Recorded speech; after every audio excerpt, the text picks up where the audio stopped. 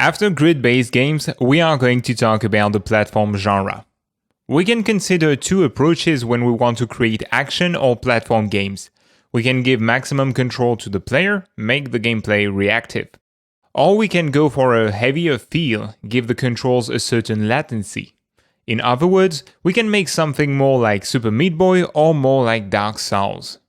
A heavy gameplay, which requires the player to anticipate the consequences of his actions, mostly gives priority to animations, to the realism of physics. In Dark Souls, for instance, you have to wait for an animation to finish before you can issue a new command. You also cannot control the character's movement during a jump.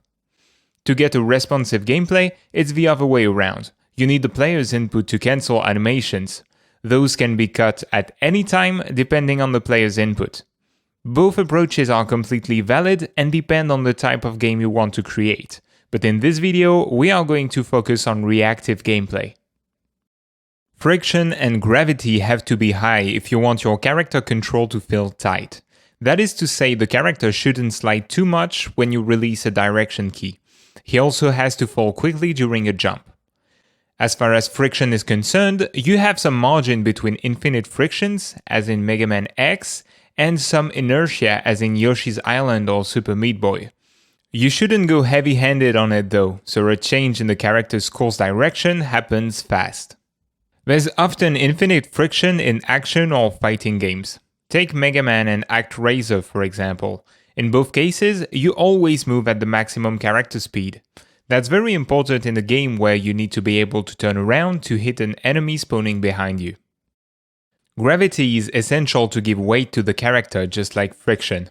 A high gravity coupled to a high jump power produces short and energetic jumps. This facilitates predictions of both where and when the character is going to land, which is not as easy with lunar physics. We have talked about inertia a moment ago. There is another choice concerning the game's physics that is not realistic, but very useful to give good sensations. It's to transfer the character's speed when he changes direction.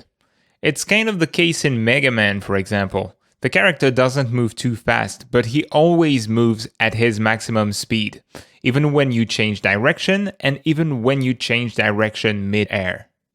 Speaking of things happening mid-air, air control is an essential aspect in any platformer. Removing all player control during jumps is a very punitive choice. This forces the player to always anticipate where and when he is going to land. Air control is a central element in many platform games. Although it's not realistic in a sense, it's essential for the player to be able to control the trajectory of his fall most of the time.